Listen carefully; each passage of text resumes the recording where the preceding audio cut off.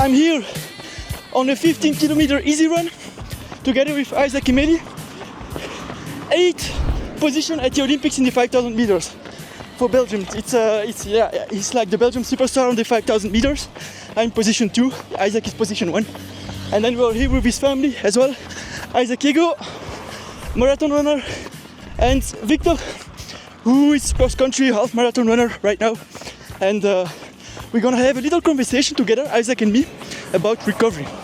So Isaac is in the middle of a recovery day right now, like me.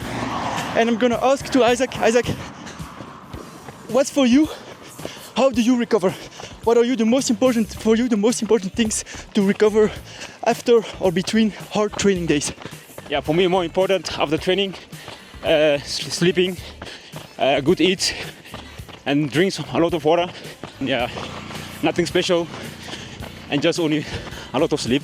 So the basics, right? Yeah, the basics. Eating, hydration, sleeping. Yeah, that's more important for me to get recover for the next training. Alright, so that is the passive recovery, and then we have also the active recovery, which is easy runs like us today, and cross training, which is biking and elliptical.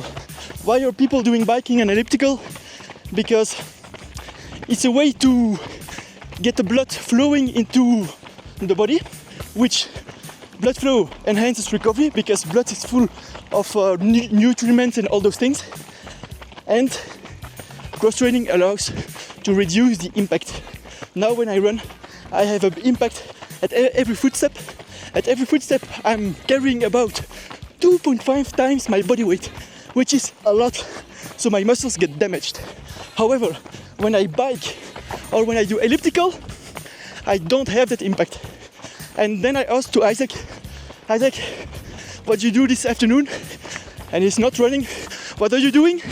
Yeah, for me when I was not running, I am doing some session like more television sessions. Okay. And then I do 1 hour cross trainer of maybe biking. Yeah, to get recover for training for the morning and prepare for the next one. I'm doing also the gym session, but not the big one, just only like normal basis, because we are long distance. We don't need to get a lot of muscles. So you heard it, a very light gym session, which gets the blood flowing through the body, enhances recovery, and cross training on the elliptical. Super good for recovery. That's it for the active recovery, guys. Some final tips. When you have recovery days with an easy jog or elliptical, don't look too much at the pace. Listen to your body. Right now, I don't even run with a running watch. I don't care about my pace. The only thing I care about is listening to my feeling. If I feel tired, I slow down. If I feel good, I don't increase the pace because it's a recovery day. So the most important that matters is keep the pace low and slow down if you want, but don't increase the pace. Keep your energy for the fast running days. All right. I don't know if it's interesting, but that's it, guys. Recovery days are important to keep the body healthy.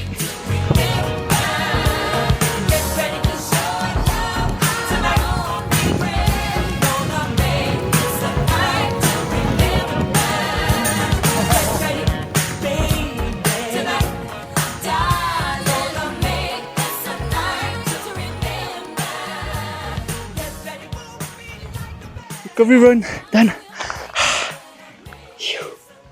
Joking. Recovery run is done. Easy run. Some of you may ask, John, why do you consider running as recovery? So that's a last thing I wanted to point out, is that it's only for high level or like really experienced athletes. I mean, athletes that used to run a lot of mileage every week, that we can consider a run as being recovery, like right now. But for you guys who run a little less mileage, who run 3 times a week, 4 times a week, maybe 5 times a week, then everyone is a load. You cannot consider it really as recovery. So in your case, recovery would be really on the elliptical or the bike without any impact for the muscles. All right, sleep and naps. I already elaborated a lot on that topic in another video, so I won't go too deep anymore in this one. Since I started sleeping more as a professional athlete and also taking a 1 hour nap every day, so in total I am about 9 to 10 hours in bed every day, I started to make much more progress in my running because my body could recover much more, and recovery is a part of progress because the body built itself back up during the rest. Another big part of my recovery is sports massages and recovery boots. I prefer sports massages like I'm having right now, and then if I don't have access to this one, I use recovery boots. I will show you later how these look. It's like boots I put around my legs, and they put pressure with air around my legs, and by squeezing, they squeeze all the blood out of my legs, and then when they release the pressure, new blood gets pumped into my legs with new nutriments and stuff to enhance my recovery. So that's the goal of, that's the working process of recovery boots, and the same applies to muscle massages. But muscle massages are 10 times more effective because one, the masseur Jafet, he can push much harder, and secondly, what recovery boots cannot do is when a lot of tissue is interwoven with my muscles, etc. Like after training, the tissue cannot be beautifully aligned anymore, and with a hard thumb, they can really align all my tissue well again and remove all the muscle knots just by pushing super hard with the thumb or with the elbow, which recovery boots cannot do. That's why I prefer sports massages, deep tissue massages. Food and supplements, very important parts of recovery as well. I won't go into detail into food, just telling you food is important for recovery and also to fuel. I will also not go too deep into all the running supplements you can take, because there are so many ones. Some people need more of this kind, other people need more of this kind of supplements. So here are the ones I take. I take vitamin C, 1000 milligram every day. This one helps me with my immunity. I take vitamin D. Vitamin D helps a lot for runners, for example, for the bone health and other stuff. I take collagen. Collagen helps me to recover from my tendons, etc. around the knee, everywhere, especially my Achilles tendons. At altitude here, I am at 2,400 meters altitude. I don't know how many feet that is for you Americans. Just start calculating in meters, you're so weird. I would say I take about 120 to 160 milligrams of iron every day here at altitude for my blood, my hemoglobin, my red blood cell. Besides that, I'm hesitating to take a lot more supplements in the future. That seems a bit weird what I'm saying, but I'm hesitating between creatine, which apparently helps a lot for the strength of the muscles. I aim to improve my speed. Apparently creatine is very good for that. Today I had a conversation with someone who told me for runners I should take omega-3. I don't know what the name is in English, I think it's omega-3. Yeah. Quite important apparently in the antioxidant process, which plays a big part in recovery.